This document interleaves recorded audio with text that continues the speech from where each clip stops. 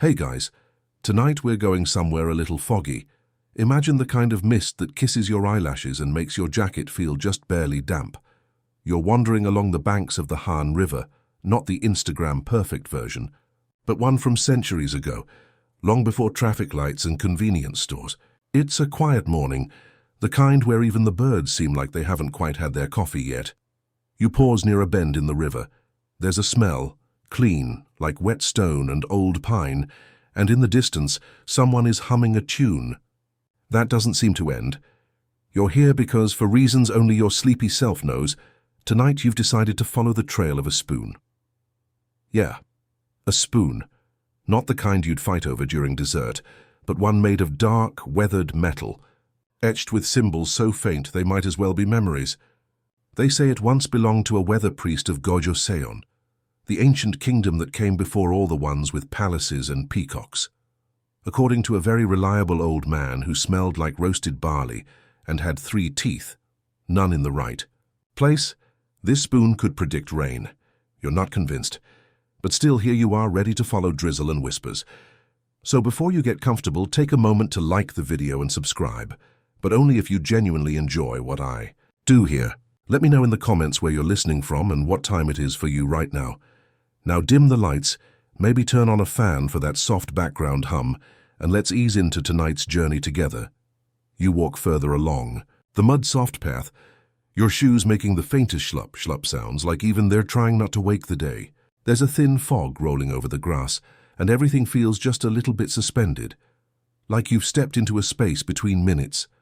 The spoon is cold in your hand, heavier than it looks. People once believed this exact spot had a kind of pull, an invisible current of air that wound around the trees like a scarf carrying secrets and scent. According to an old Gojoseon tale, and at least 3 gossipy monks, this bend in the river was where early weather priests, called Cheonanja, would gather to ask the sky what it had planned.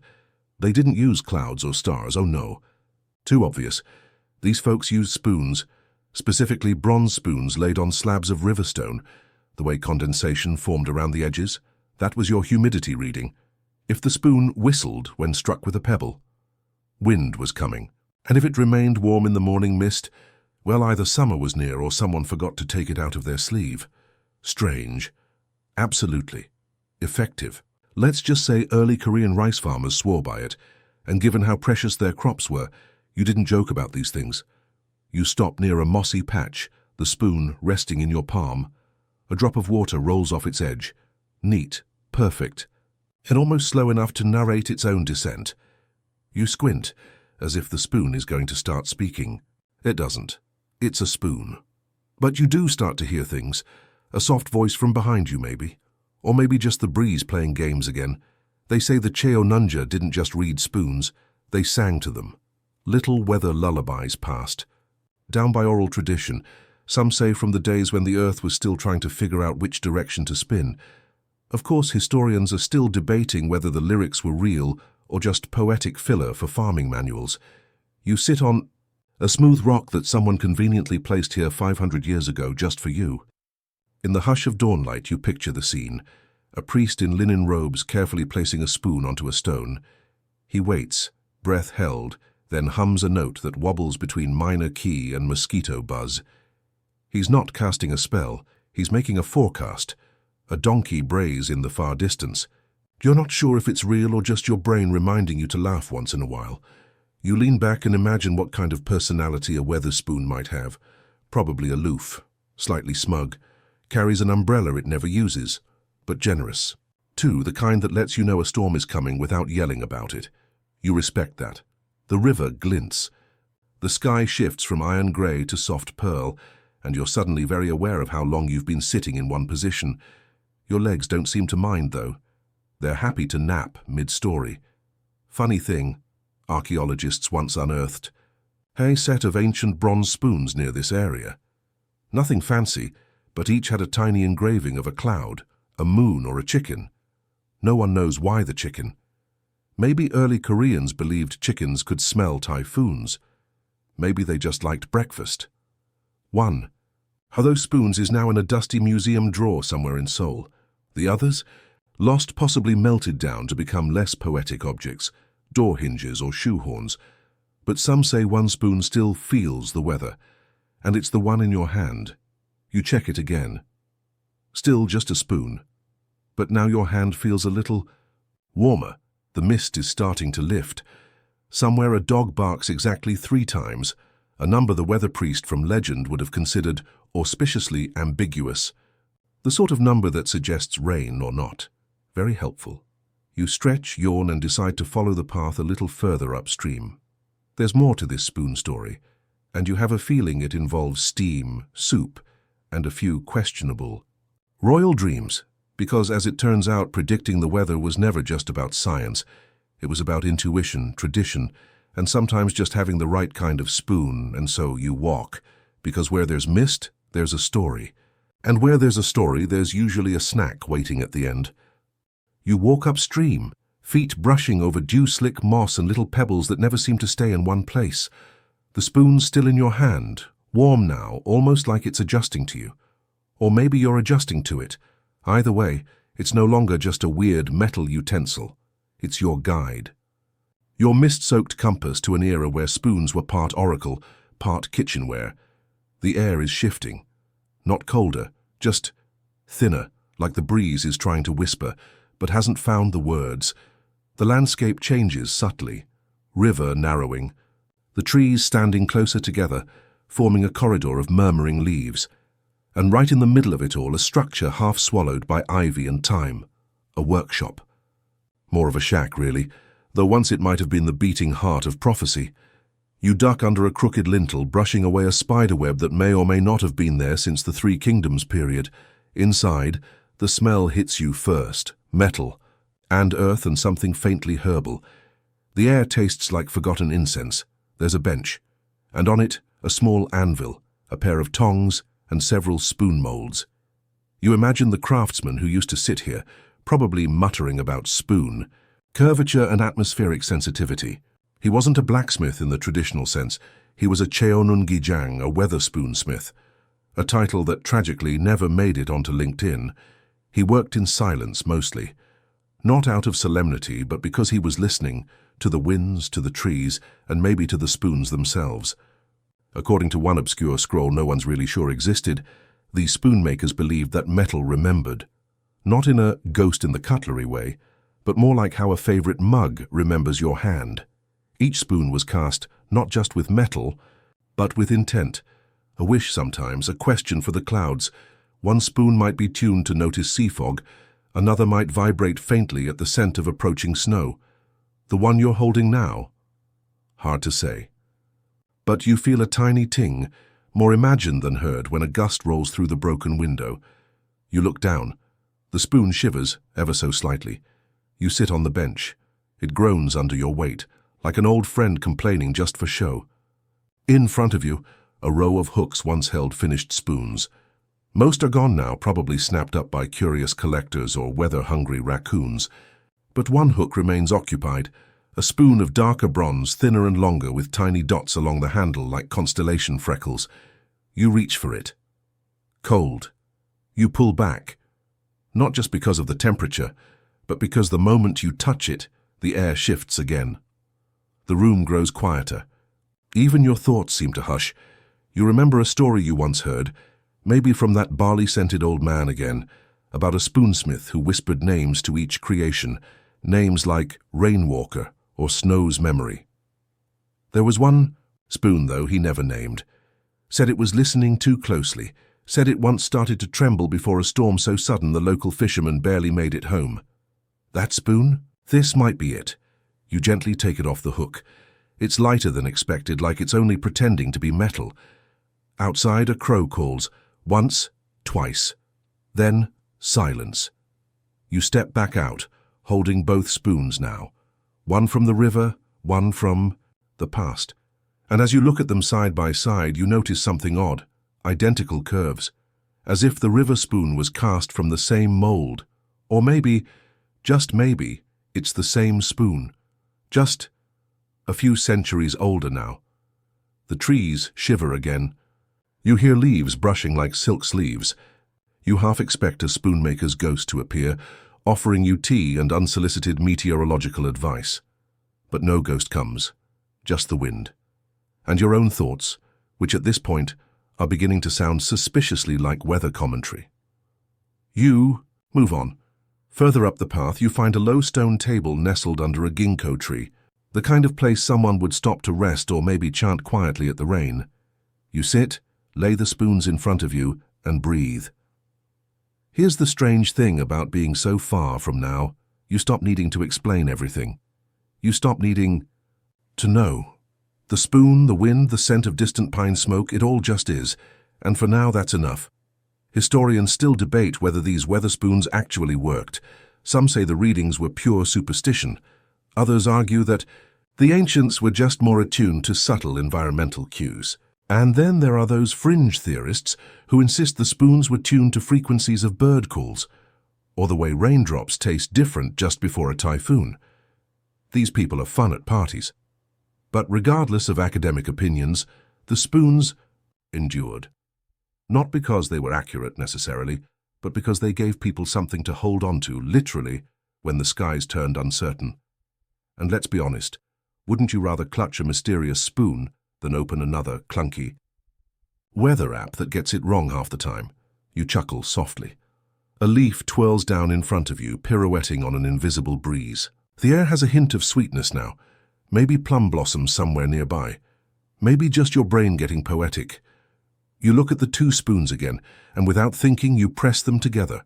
A faint click. No sparks, no visions. But you feel something shift, like a story snapping into place. Then you hear footsteps, slow, steady, padded like cloth slippers on wet stone. You turn, expecting what? A monk? A weather oracle? A very lost tourist? It's a farmer. She nods at you like she's been waiting all morning. Points at the spoons, then at the sky, then shrugs. You'll figure it out, she says, and disappears into the trees. You're not entirely sure she was real, but the sky above begins to lighten, clouds parting slightly to let through a thread of golden morning. The spoon in your left hand hums almost imperceptibly, and you smile, because suddenly it feels like the weather's letting you in on a secret. The sunlight is soft now, barely squeezing between the branches, and it wraps around you like that old sweater you never wash because it smells like naps. You pocket the older spoon, just for safekeeping, you tell yourself, and let the river, spoon, lead the way. It feels natural to trust it, even though, yes, it is an inanimate object, and no, it hasn't actually spoken to you. Yet. The path curls into a small clearing where the ground dips ever so slightly, like the land is sighing. There's a wooden pavilion here, half-collapsed, ivy-covered, forgotten by time but not by birds who seem to be hosting some kind of winged committee meeting in the rafters. You settle on a low bench, the wood creaking in protest or greeting. Hard to tell. In front of you stands a sign. Or, well, a very old plank of wood with barely visible carvings in classical Hanja. The letters are smoothed by years of rain, but your eyes catch one symbol repeated several times. Tang, soup. Yes, you read that right. Soup. Because in the early Goguryeo period, forecasting weather wasn't just about spoons sitting in the open air. It was about spoons stirring soup. Specifically, a sacred broth known as Cheon Myong Tang, sky clarity. Soup? It wasn't served to people, it was offered to the wind. Think of it as climate diplomacy. You give the atmosphere a nice meal, and in return, it tells you whether to plant barley or build a raft. You laugh, a low, sleepy kind of chuckle. Because somewhere out there, someone has definitely burned soup and forgotten an umbrella in the same afternoon. The process was as ceremonial as it was culinary.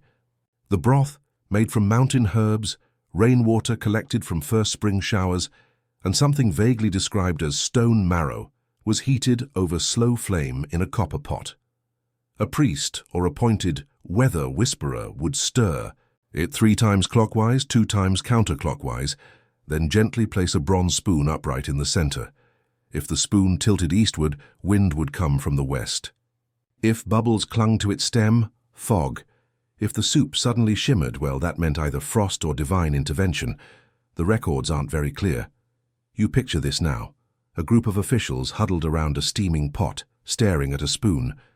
like it's about to deliver the morning news. One leans in too far, fogs up his monocle. Another whispers, "Did it just move?" They all hold their breath.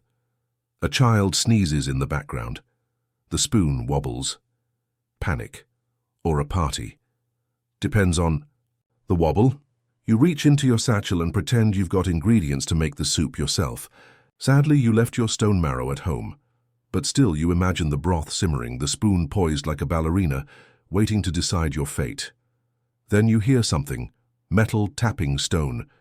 You glance around, half expecting the spoon to have leapt from your pocket and begun choreographing its own Broadway number. But no, it's a kid, barefoot, wearing something between a tunic and a dish towel, tapping a spoon against a flat rock with intense focus. She glances at you, squints, and declares, "It's going to rain." You blink.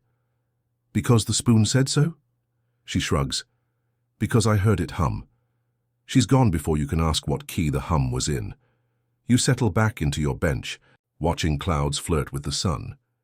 You're starting to believe this might be the kind of place where spoons do hum and sing, and maybe make soup taste slightly more like prophecy. Historians still argue about the legitimacy of Cheonmyeong-tang. Some say the entire practice was symbolic, part religious ritual, part weather-driven morale booster. Others insist it was early meteorology masked in mysticism. And of course, there's always one academic who'll remind you, they didn't actually have modern thermometers, right? Thank you, Derek. But here's the thing, people didn't need thermometers. They had rhythm, repetition, recipes tied to rainfall patterns, a kind of memory that lived in muscle and myth. You lean forward, the bench groaning again as if to say, "Careful, old-timer," and you trace a line in the dirt with your finger. It curls like steam, loops like mist, settles into a spiral. The shape of every weather story that starts quietly and ends in puddles. The spoon in your pocket is warm again. You feel a drop. Then another. And suddenly the sky offers its verdict in soft, deliberate punctuation. Not a downpour, more like the clouds sighing on your behalf. You don't run. You don't cover your head. You just tilt your face up and let the weather wash over you. Because maybe, just maybe, the spoon was right. The rain never quite becomes rain. It's more like the air decided to turn into mist halfway down, changing its mind mid-fall. You walk with it, not through it, like you and the weather have agreed to share the same space without making a big deal out of it. Your feet carry you into a grove, the trees pressing in softly, bark dark with moisture and roots curling like sleepy snakes beneath the moss. Here the sounds are gentler. Rain patters against leaves with the rhythm of fingers tapping a desk during a particularly slow lecture. You hear a single plip in the distance, maybe a drop hitting a stone basin, or a squirrel tripping over its own dramatic exit. You come across a flat platform of stone low to the ground, like a forgotten serving table for the forest. And on it, 4 bronze spoons, all facing the same direction, neatly arranged like little weather vanes frozen mid-thought. You don't touch them. Not yet. Instead, you remember something. A story whispered in the Silla Kingdom about the imperial dining etiquette that wasn't entirely about dining. In court banquets, especially the ones timed to solstices and eclipses, the spoons were laid out before the food, not with it. Guests didn't touch them until the royal astronomer gave the signal. Why? Because the spoons had to settle first. There was a belief, half ritual, half superstition, that the metal absorbed the mood of the sky. If a spoon turned faintly green before soup was poured, a storm was coming. If it rang when placed on the lacquer tray, frost within the week. And if it simply refused to sit still, wobbling gently no matter how carefully positioned, that meant the court should cancel the feast, or prepare for a scandal. Same thing, really. Of course, modern scholars have rolled their collective eyes. At this for decades. They point out oxidation, vibration from foot traffic, thermal expansion, words that are true, useful, and deeply boring when you're trying to imagine a banquet being called off because a spoon got testy. You sit at the edge of the stone platform. The rain pauses again, caught in the canopy. You watch the spoons. Nothing happens, and yet everything feels poised. From your pocket, you draw the river spoon. You place it gently alongside the others. It immediately points west. You stare at it. Then at the others, then at the sky, which is still stubbornly undecided, and then you laugh, out loud this time, because come on. Really, but deep down you kind of love that it did that it joined the chorus, or maybe contradicted it. You're not even sure anymore. And honestly, neither were the courtiers of Scylla. One scroll recounts an emperor growing so obsessed with a particular spoon's weather sensitivity that he ordered it be brought to every state meeting. It once ruined a treaty negotiation by shivering during dessert. Eventually, the emperor reportedly tried sleeping with the spoon under his pillow to stabilize its temperament. The results were mixed. He did dream more vividly, but the dreams often involved soup duels and flying umbrellas. You get it, though. There's something calming about assigning mood to metal, about believing the tools you hold have thoughts about clouds. It takes the edge off uncertainty. You glance back at the spoons. They rest peacefully. Yours continues to point west, like it knows something you don't. Like it's heard gossip from the sky and is dying to tell you, but only in metaphor. You take a breath. In the soft quiet, you begin to hear a melody, faint, repetitive. It's not coming from a flute or a bird. It's coming from water, rain tapping the rims of hollowed-out logs nearby. Someone long ago arranged them just so, like nature's xylophone. And now the forest plays a lullaby, no one composed, but everyone understands. You lie back, feeling the moss cool beneath your shoulders. The forest above sways gently.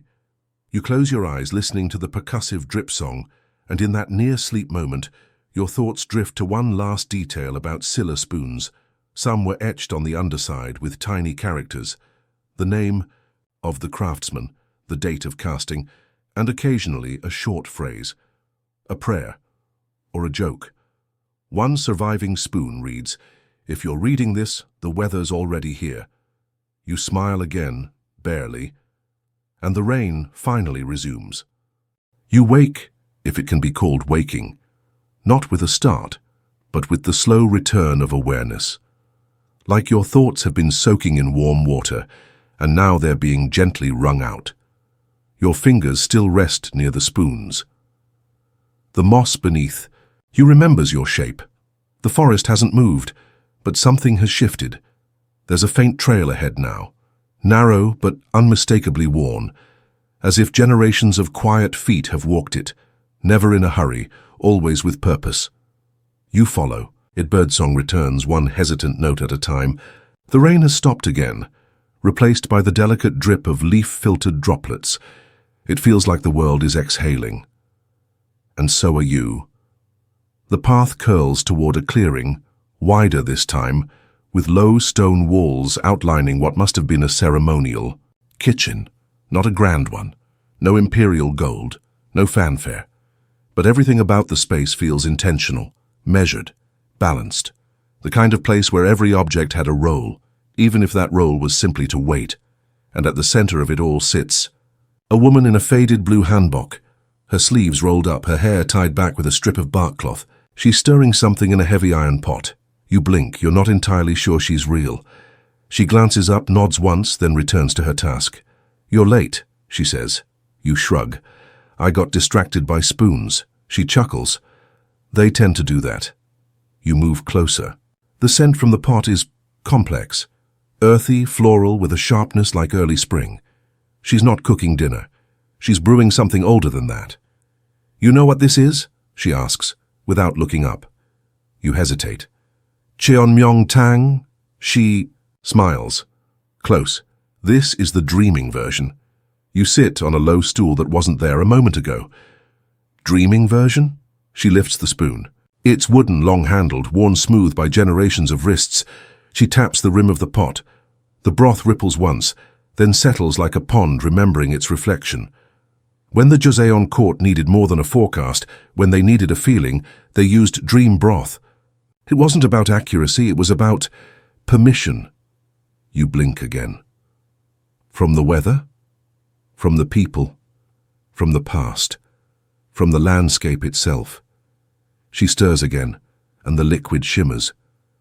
You're quiet for a while, the kind of quiet that feels like part of the conversation. In the Joseon dynasty, you remember reading, or maybe dreaming, that there were officials assigned not just to study weather patterns, but to interpret them artistically. Their title was Guiyongguan, loosely translated as listener of air.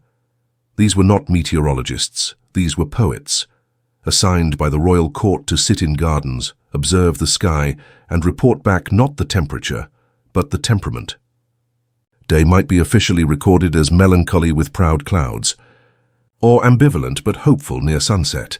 They use spoons too, not for measurement but to sip tiny portions of sacred teas said to align the senses with the atmosphere, to taste the breeze, as the saying went.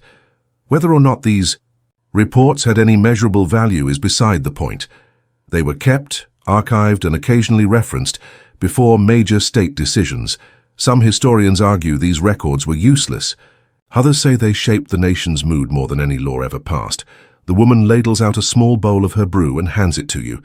"Don't drink," she says, "just hold it." You do. It's warm, almost pulsing, and suddenly you're not in the clearing anymore. You're in a wide courtyard, white stones underfoot, the scent of ink and pine resin in the air. Courtiers bustle around with scrolls and sashes. At the center sits a young official, no older than 20, scribbling down a weather poem, while a servant carefully places spoons in the sun nearby. The poem reads, "The clouds today carry their sadness sideways, and the wind like a tired child forgets its direction." You blink, and you're back. The bowl is still in your hands. The woman is gone. The pot is gone. Even the clearing feels emptier now. But the warmth in your palms remains. You glance at the spoon in your pocket. The river spoon. It's warmer now too. You don't fully understand what just happened, and that's okay, because maybe understanding isn't the point. Maybe you don't need a full explanation, just a direction, a subtle tilt, a soft hum that says, "Go this way." So you rise, the bowl gently steaming in the crook of your arm, and you continue along the path. You walk with the bowl for a while, careful not to spill a drop. Not because someone told you it's sacred, though it feels like it might be, but because it's warm, and holding it makes your steps quieter somehow, more deliberate, like you're no longer just wandering, you're accompanying something. The trees thin again, and ahead lies a different kind of structure, not a temple or kitchen, but a study. Sloped roof, low walls, scroll racks leaning like sleepy librarians. A sign above the door reads, "Guiyongzhou, Listening Hall." You step inside. The dust doesn't move. It welcomes you like it's been practicing. The floorboards creak, in a way that feels almost choreographed, and all around you, on desks tucked between books resting on inkstones, are spoons. Not ornate ones, simple, practical, but each one is placed with care, facing slightly different directions. Some lie on top of folded papers, others balance delicately on the edges of cups, as if listening in on a conversation that paused just before you arrived. There's a desk at the far end, and you're drawn to it the way dreams pull you toward. Old classrooms with unfinished homework. Except this time the desk is waiting for you. You sit carefully. The bowl in your hands feels heavier now, not like a burden, but like a story that's ready to be read. You place it down, and next to it you lay the spoon from the river. A breeze slips through the open window, carrying the smell of paper, pine, and something faintly citrus, like persimmons just starting to ripen. You reach for a scroll on the desk. It crackles, faintly as if clearing its throat. The ink is faded but readable. A weather record from 1624. Not just temperatures and cloud cover, though those are there, but a narrative, a full page describing the emotional weather of a Tuesday. The breeze carried indecision. The sun sulked behind early leaves. People moved with the tension of letters unsent. At the bottom, scribbled in a more casual hand, "Spoon vibrated at dawn." Possible disagreement between wind directions. You smile. It's a beautiful kind of nonsense. But here's the strange thing. These records, they weren't discarded. They were copied, preserved, referenced. You turn the page. Another day, this one from 1711. The moon hid longer than usual. Soup turned bitter without cause. Do not schedule weddings. You wonder if anyone ever listened, or if the act of writing was the point. You lean back in the chair, which responds with a sigh. Outside, cicadas begin to buzz, not loudly, but in a kind of harmony that makes your skin tingle. The spoon lies still. The bowl, though, it's cooling. You pick it up again. And as the warmth fades, you realize something. It's time to go. Not because anyone told you. Not because the story's done. But because something ahead is calling. You rise quietly and head back through the hall. On the way out, you notice a line carved into the doorframe, so small you'd miss it if the light weren't angled just right. Even clouds need interpreters. You step outside.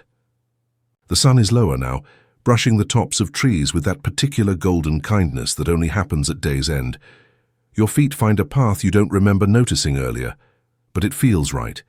And so, with the spoon in your pocket, the memory of broth in your hands and the soft tickle of wind teasing your collar, you follow it. Because sometimes the best direction you can hope for is forward. You follow the new path as it winds gently uphill, just steep enough to remind you that gravity still has a job to do. The forest is quieter now, not silent, just listening. Like it knows what part of the story this is. The climb isn't hard, but it makes you slow down, which honestly you were going to do anyway. Everything here seems designed for that. Even the wind is taking its time. At the top of the hill you find a small stone gate barely taller than you, with moss growing like a gentle beard along its base. No walls, just the gate. Standing alone, as if to remind you that thresholds don't always need to separate anything. Sometimes they're just there to make you notice you're crossing into something different. You step through, and there, nestled in a bowl of land like a forgotten smile, is a little cluster of huts. Thatched roofs, low windows, lanterns made from gourds. Smoke curls from one chimney, lazy and unbothered. Chickens cluck somewhere. A dog sighs. It smells like rice, wood ash, and something faintly medicinal. This is a village, but not just any village. It's the kind you only find in memories you're not sure are yours, the kind where time folds gently in on itself. You wander through narrow lanes where herbs dry on bamboo mats and laundry flaps like sleepy flags of truce. No one seems surprised to see you. A child nods as if recognizing you from last year's harvest. An old woman offers you a plum and then promptly forgets you exist. It's the kind of hospitality that doesn't ask questions. At the center of the village is a courtyard, where a few elders sit cross-legged under a willow, spoons resting beside them like trusted pets. They're not talking. They're waiting. You sit down nearby. One of them, white eyebrows like two tiny clouds, turns to you and says, "You've come for the story." It's not a question. You nod. He smiles. Then listen carefully, and with that he begins, not with a grand declaration, not with a date or a dynasty, but with a simple sentence. Once there was a spoon that cried. The others nod. As if this is the most natural beginning in the world, he tells you of a time when the skies refused to speak. No wind, no rain, no signs. The villagers grew anxious. The fields grew dry. The soup turned bitter. Then, one night, a young boy placed his grandmother's old bronze spoon beside his bed and whispered, "Please tell me what's wrong." In the middle of the night, the spoon began to weep. Tiny droplets formed along its edges, even though the air was dry. The next morning, the sky broke open and wept too. Since then, they say, spoons don't just sense weather. They feel it. They remember it. And if you're quiet enough, kind enough, tired enough, they might share it with you. You sit in silence as the old man finishes. He nods once, as if closing a book only he can see. One of the elders hands you something. A spoon, simple and wooden, with the word "listen" carved into the handle in Hangul, so old it looks like a sketch of a sound. You thank them. You don't know what else to say. Or maybe you do, but this doesn't seem like a place where thank yous need to be spoken out loud. As you stand to leave, a young girl tugs your sleeve. She asks, "Do you know how to hold a spoon so it dreams well?" You raise your eyebrows. She grins. Upside down under moonlight after you've laughed. Then she runs off because of course she does. You leave the village the way you came, through the gate that guards nothing but the moment itself. And as the sun dips lower, brushing your shoulders with its last golden breath, you feel the spoon in your pocket shift just slightly. Not heavier, not lighter, just readier. You follow the new path as it winds gently uphill, just steep enough to remind you that gravity still has a job to do. The forest is quieter now, not silent, just listening, like it knows what part of the story this is. The climb isn't hard, but it makes you slow down, which, honestly, you were going to do anyway. Everything here seems designed for that. Even the wind is taking its time. At the top of the hill you find a small stone gate barely taller than you, with moss growing like a gentle beard along its base. No walls, just the gate. Standing alone, as if to remind you that thresholds don't always need to separate anything. Sometimes they're just there to make you notice you're crossing into something different. You step through, and there, nestled in a bowl of land like a forgotten smile, is a little cluster of huts. Thatched roofs, low windows, lanterns made from gourds. Smoke curls from one chimney, lazy and unbothered. Chickens cluck somewhere. A dog sighs. It smells like rice, wood ash, and something faintly medicinal. This is a village, but not just any village. It's the kind you only find in memories you're not sure are yours, the kind where time folds gently in on itself. You wander through narrow lanes where herbs dry on bamboo mats and laundry flaps like sleepy flags of truce. No one seems surprised to see you. A child nods as if recognizing you from last year's harvest. An old woman offers you a plum and then promptly forgets you exist. It's the kind of hospitality that doesn't ask questions. At the center of the village is a courtyard, where a few elders sit cross-legged under a willow, spoons resting beside them like trusted pets. They're not talking. They're waiting. You sit down nearby. One of them, white eyebrows like two tiny clouds, turns to you and says, "You've come for the story." It's not a question. You nod. He smiles. Then listen carefully, and with that he begins, not with a grand declaration, not with a date or a dynasty, but with a simple sentence. Once there was a spoon that cried. The others nod. As if this is the most natural beginning in the world, he tells you of a time when the skies refused to speak. No wind, no rain, no signs. The villagers grew anxious. The fields grew dry. The soup turned bitter. Then, one night, a young boy placed his grandmother's old bronze spoon beside his bed and whispered, "Please tell me what's wrong." In the middle of the night, the spoon began to weep. Tiny droplets formed along its edges, even though the air was dry. The next morning, the sky broke open and wept too. Since then, they say, spoons don't just sense weather. They feel it. They remember it. And if you're quiet enough, kind enough, tired enough, they might share it with you. You sit in silence as the old man finishes. He nods once, as if closing a book only he can see. One of the elders hands you something. A spoon, simple and wooden, with the word "listen" carved into the handle in Hangul, so old it looks like a sketch of a sound. You thank them. You don't know what else to say. Or maybe you do, but this doesn't seem like a place where thank yous need to be spoken out loud. As you stand to leave, a young girl tugs your sleeve. She asks, "Do you know how to hold a spoon so it dreams well?" You raise your eyebrows. She grins. Upside down under moonlight after you've laughed. Then she runs off because of course she does. You leave the village the way you came, through the gate that guards nothing but the moment itself. And as the sun dips lower, brushing your shoulders with its last golden breath, you feel the spoon in your pocket shift just slightly, not heavier, not lighter, just readier. The sun slips below the horizon like a shy performer ducking behind the curtain after a quiet bow. Twilight paints the path in shades of soft lavender and old ink, and you follow it without urgency, because now you know the story is in no rush, and neither are you. The wind has changed again. It carries the scent of rice straw and smoke, with the faintest trace of something metallic, like the inside of an old drawer that hasn't been opened since someone still used wax seals. You round a bend and come upon a small platform overlooking a terraced hillside. It's not grand, but it feels important. The stone tiles underfoot are worn smooth by years of sandals, rain, and ritual.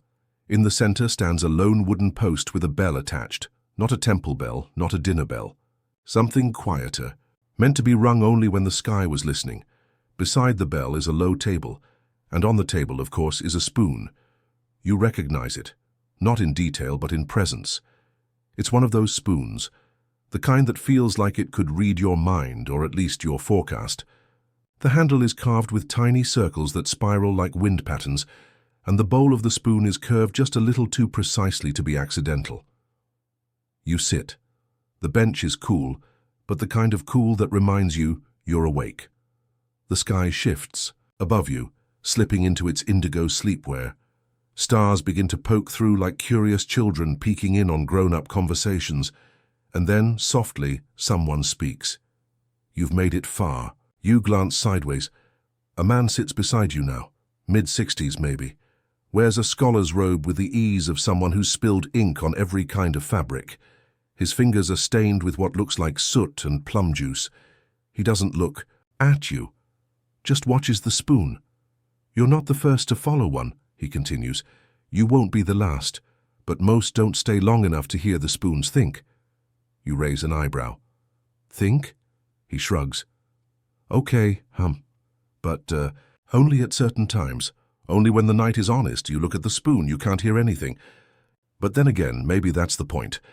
In the Joseon dynasty, some scholars, especially the more eccentric ones, the ones who wrote poems about fish falling in love with shadows, believed spoons were miniature instruments, that when placed in certain bowls during specific times of year, they could resonate with celestial rhythms.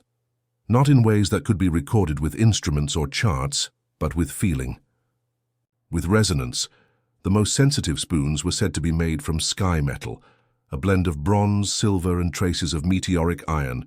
These were rare, of course, hidden, guarded, or lost. The man beside you sighs. They tried to standardize. Government-issued spoons for weather monitoring ruined the magic. Bureaucracy has a way of making even a whisper sound like paperwork. You laugh.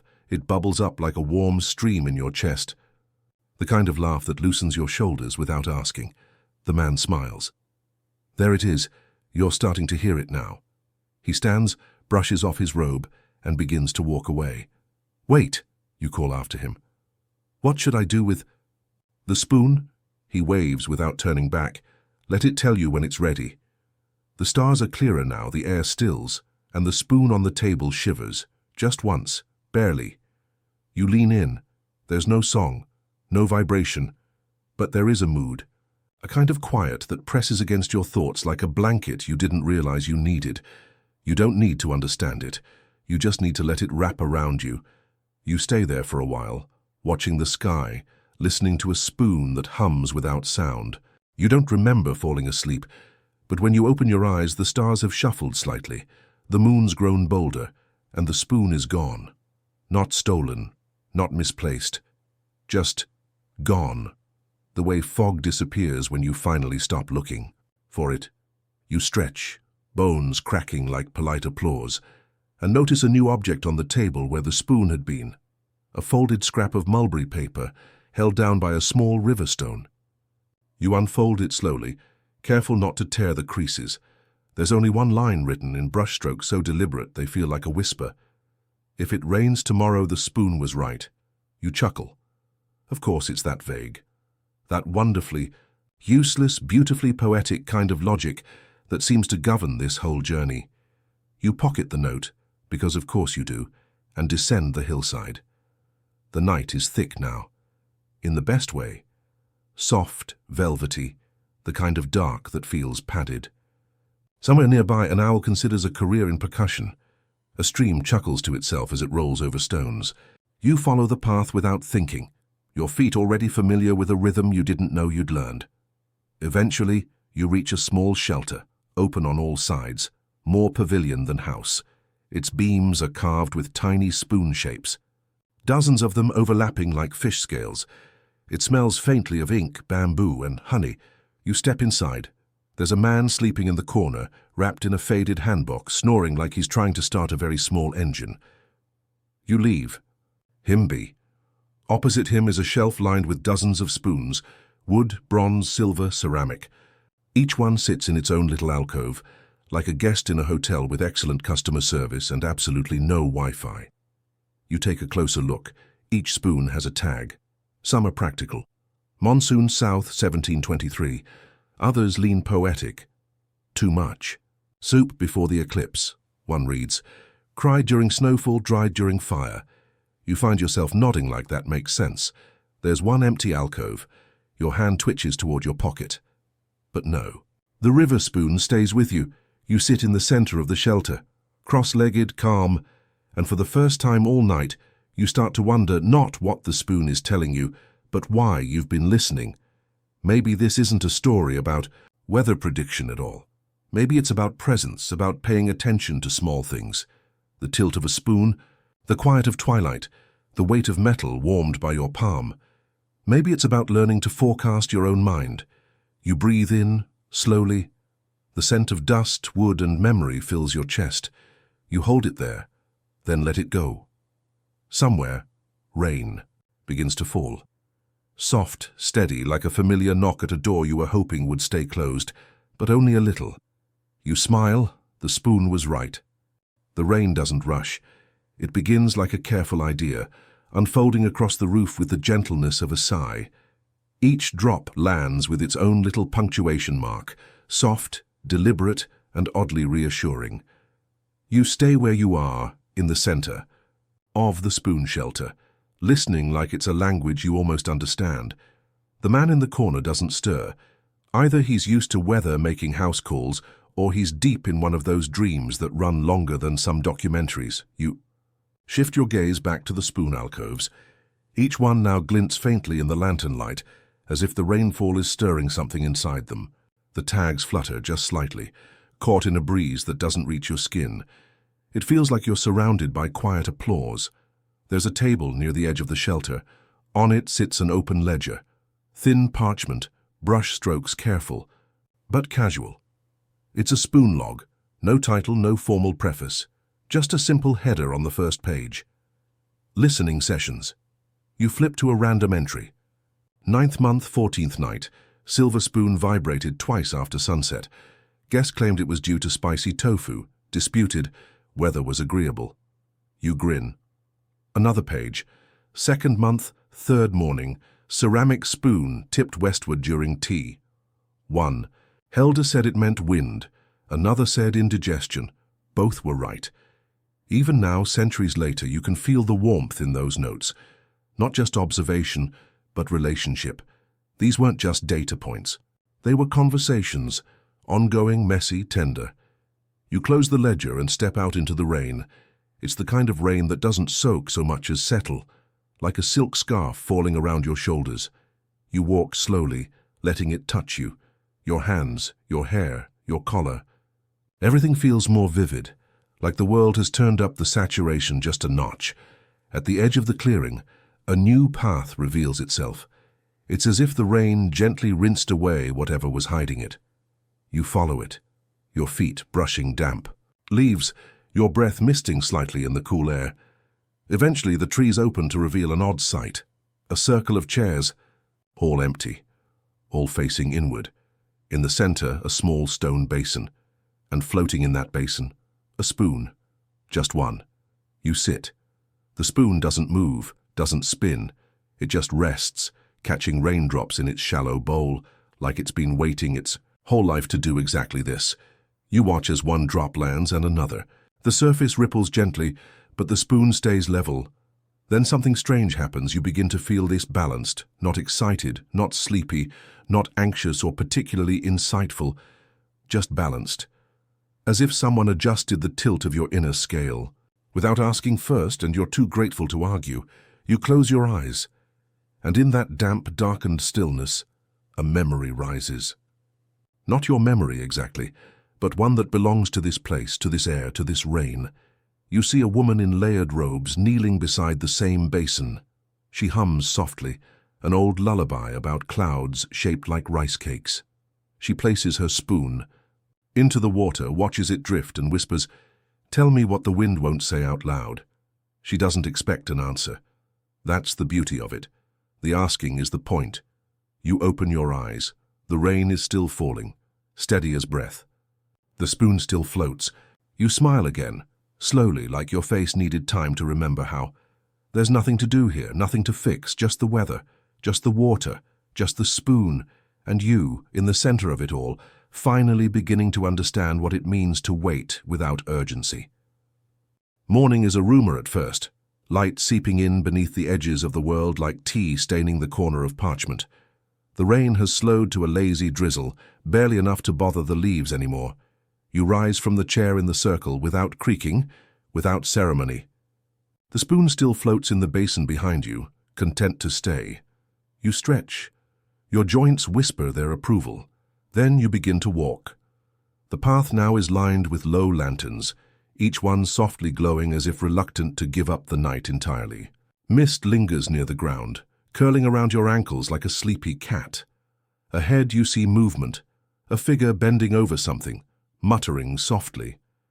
As you approach, you realize it's a monk, or at least someone dressed like one, sleeves rolled, hands stained with earth. He's crouched beside a cluster of large leaves catching drops of water, each leaf carefully balanced atop a flat, wide spoon, buried stem first in the soil. He glances up at you, gives a brief nod, then returns to his work. "Spoon gardens," he says, as though that answers your unasked question. "They bloom better after dreams." You crouch beside him. He gestures to one of the plants, a strange hybrid of wild ginger and something that looks suspiciously like basil, but smells like pine. "These were once planted using weather spoons as divining rods," he explains. "If the spoon leaned toward the west, we planted root vegetables.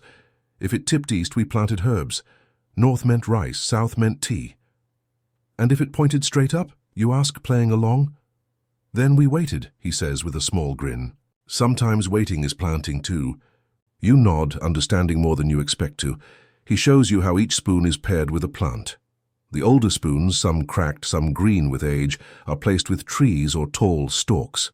The younger ones, polished, still catching light, sit among low herbs and flowers. Each pairing feels like a conversation frozen mid-sentence. The monk wipes his hands on his robe and gestures for you to follow. You do. You arrive at a small shed nestled between two acacia trees. Inside there are shelves stacked with small scrolls. Some are bound, most are loose. He picks one, unrolls it, and shows you a sketch, a spoon. But this one has a long, curved handle like a shepherd's staff, and a strange protrusion on the back of the bowl. It almost looks like a tail. They called it the wind listener, he says. Used during summer festivals to decide if the sky approved. You raise an eyebrow. Did it? Only if the spoon rattled in its holder without being touched. And if it didn't? No fireworks that year, just pickled radish and apologetic singing. You laugh, and he joins you. It's a soft, shared sound, the kind that drifts easily into the open air and leaves no trace but warmth. Back outside, he offers you a spoon from a nearby rack. It's light, simple, wood, smoothed by years of touch. The only decoration is a single dot burned into the tip of the handle. He doesn't explain it. You don't ask. "Plant something with this," he says. "Not today. Not here. Just sometime." You nod, tucking the spoon into your pack beside the river spoon and the folded paper note. The monk waves you off, already turning back to his plants. You walk on. The mist is lifting now, revealing more of the hills ahead. The earth is soft beneath your shoes, the kind of soft that makes you want to walk slower so you don't miss anything.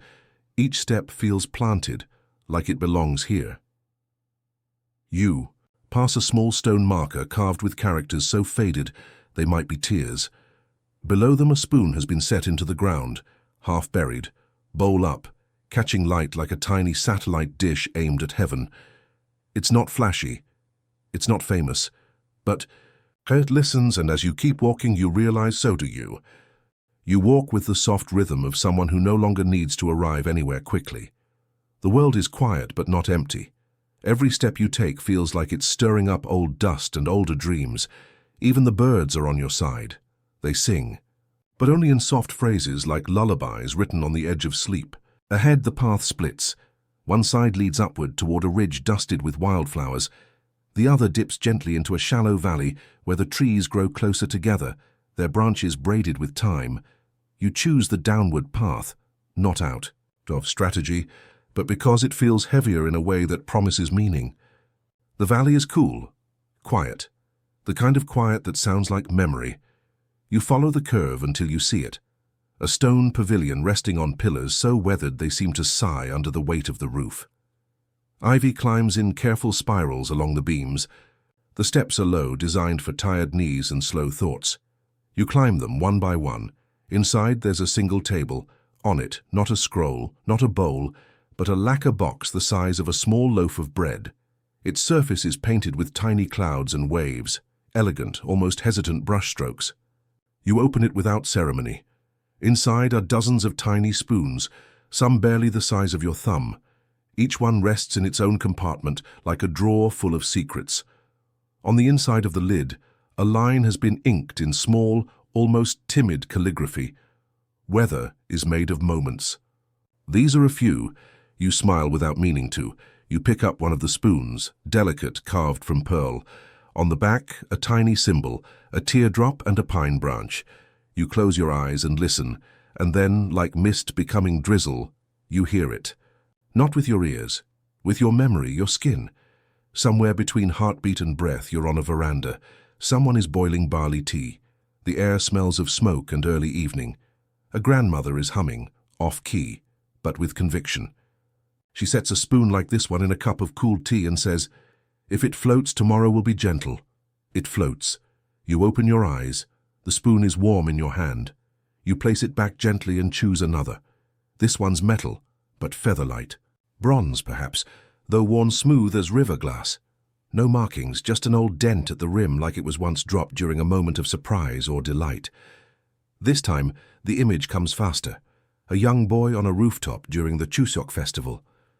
He's staring at the moon, holding this spoon like a compass, trying to line it up with the stars. He whispers, "If the Big Dipper fits inside the spoon, it means I'll be taller next year." You don't know if he grew, but you hope he did. The box holds more spoons than you can count. Each one has its moment, its echo. You don't listen to all of them, not because you're in a rush, but because some stories are meant to stay folded. You close the box. Outside, the valley breeze has picked up. You hear the sigh of pine trees. A cloud shifts, the light changes, and suddenly you're aware of something you hadn't noticed before. You're not carrying the river spoon anymore. It's gone. Or perhaps placed. You search your pockets gently. Nothing. But you don't panic, you just nod. Some spoons go where they're needed. Maybe it's back in the basin. Maybe it's resting in someone else's hand now. Maybe it's become part of the weather. You descend from the pavilion slowly, the box still on the table behind you, closed again as if it never opened at all. But your steps feel lighter, and above you the sky looks different, not better, not worse, just understood. The path narrows now, no longer paved or groomed. It's just earth, soft from the recent rain, threaded with fallen needles and scattered petals that seem to appear and vanish with each blink. You step carefully, not out of caution, but out of respect. This part of the journey feels quieter, older. Like even the land is trying to remember something. Ahead, a wooden arch rises, not grand, not ceremonial, just simple. It marks the entrance to a garden that isn't a garden. No flowers, no trimmed hedges, just stones arranged in clusters. Some flat, some jagged, each one paired with a single item resting atop it. Spoons. You walk among them. No two are the same. Some are split or scorched, some polished and gleaming. One rests cradled in a bowl of dried tea leaves. Another is lodged in a chunk of driftwood, as though it grew there naturally. A third has melted slightly at the edges, as if trying to forget its shape. There are no labels here, no explanations. But you get it. This is a memorial, a place where spoons are laid to rest, or perhaps to listen eternally. You kneel beside one, smooth stone, bronze spoon curved gently inward like a cupped hand. You feel the urge to speak, not loudly, just something quiet. A sentence meant only for this moment. You whisper, "I listened." The air seems to hear you. In the late Joseon period, there were stories, half myth, half village gossip, about spoon burial. When a spoon had served its time and given enough forecasts, it was retired. Some were burned in cleansing rituals, others tossed into rivers, but a few were placed in sacred gardens like this, where the wind could finish their sentences.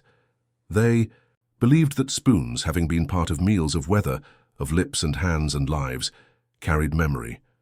Not just facts, but feelings. The echoes of every time they trembled, every time someone leaned on their shape for meaning. You wonder how many of these spoons were ever truly right about the rain. But also, you no longer care. The purpose wasn't precision. It was participation. Connection. Ritual. You wander further into the grove. At the center, a stone circle. Within it, a shallow pool filled with rainwater and fallen petals. Dozens of spoons float here, gently circling, moved by the faintest breeze or maybe just the mood of the moment. You sit at the edge, and you watch. Some of the spoons drift toward each other, almost as if drawn. Others bounce apart after touching, like polite strangers. One spins slowly in place, the tip catching a reflection of the rising sun behind the trees. You sit there for what might be minutes, might be more. The kind of time that doesn't track itself, and then you feel it. Presence behind you. You turn and there stands a child, maybe 8, maybe older, depending on the light. Their hands are cupped, holding something they treat with quiet reverence, a spoon. You recognize it instantly. The river spoon. But it's different now.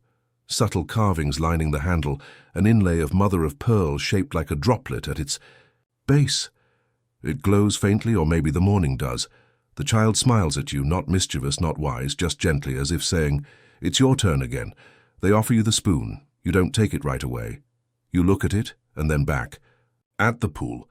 Then you ask the only question that seems to matter now. Has it rested enough? The child shrugs, still smiling. And you laugh. A sound that feels like light returning after fog. You reach out, fingers brushing the wood-warm metal. The spoon hums. Softly. Not a sound, a feeling.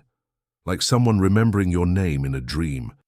You take it, cradle it in both hands, and something in you settles. You hold the spoon like it's a candle in a dark hallway, gently, reverently, knowing it could show you something if you're patient enough not to demand it.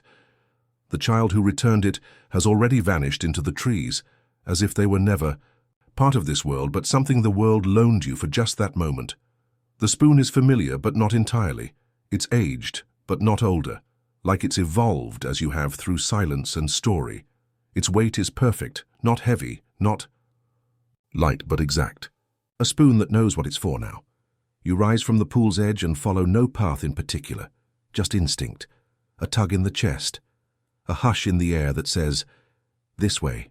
The forest thins again, opening into a wide meadow blanketed in morning. Light and dotted with raised platforms. Each platform holds a small table, and on each table a single item, not always a spoon. You see a quill resting on one, a teacup on another, a weathered pair of sandals on a third, tools of listening, objects that held meaning, not because they shouted it, but because someone somewhere gave them the job of catching quiet things. You walk slowly, taking them in, and then, near the far edge, you see a platform that's empty except for a stool. On the stool is a folded cloth, pale blue, embroidered with cloud patterns so delicate they seem to fade as you breathe. You sit, and now it's just you and the spoon and the quiet. This is the place, you realize, the place where weather isn't predicted or even read. It's received. You close your eyes. The spoon rests in your hand like it belongs there. You listen, and something comes. Not words, not a vision, just weather, the presence of it, the pressure of air, the pull of distant tides, the sound of future rain rustling in leaves that haven't grown yet. You feel the wind shift, gentle from the east, like a mother changing a blanket in the middle of the night. Your shoulders relax. The spoon trembles. A little. It's not dramatic. Not even noticeable unless you've been waiting for it. You smile, you whisper, "I hear you," and with that the moment passes. But something has changed, not outside, inside. The spoon no longer vibrates because it doesn't have to. It said what it came to say. You wrap it in the cloth, carefully. You rise from the stool, the sky above. Ears open now, blue and soft and scattered with clouds that look like ideas too gentle to be spoken out loud. And you walk, not toward an ending, just forward. You walk through the meadow, past the quiet platforms and soft light, past stones that remember stories and grasses that bend like they've been listening all morning. The spoon is wrapped now, resting inside your pack, near your heart. Its presence is quiet, not gone, just restful. Ahead the trees return, tall and slow-moving in the breeze like sleepy monks stretching after a long nap. The path narrows again, but you don't mind.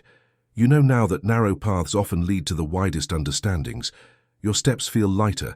You're not walking with purpose anymore, not chasing meaning or mystery. You're just walking with the weather. The air begins to change, not drastically, but enough that your skin notices. A little cooler, a little heavier, not threatening, just thoughtful. The kind of shift that suggests somewhere something is about to bloom or break or breathe more deeply. And then around the bend you see it, a clearing, wide, empty, perfect, in its quiet. At the center, a low stone pedestal. You know what this is. Not a shrine, not a monument. It's a place of return. You step closer, set your pack down, carefully unwrap the spoon. Hold it one last time in both hands. It's warm now, but not in the way objects absorb sunlight. It's warm like recognition, like gratitude. You place it on the pedestal. It doesn't move, doesn't shine, doesn't hum. It just rests. And suddenly, you feel it too, that resting isn't nothing. It's the final step of listening. You sit down beside it. The clouds above drift slowly, casting lazy shadows. A bird circles once overhead, then disappears beyond the trees. You take a breath. You stay there for a while, watching the light shift across the spoon's surface. And as the wind gathers itself, gentle and endless, the trees begin to sway again. A rhythm, a memory, a song without melody. Everything slows, the meadow, the trees, the wind, your breath. Your eyelids begin to drift down, heavy in the best way, like curtains falling after a quiet play. The last thing you hear is the soft sound of the spoon tipping ever so slightly toward the west. And then, nothing, only rest, only sky, only sleep.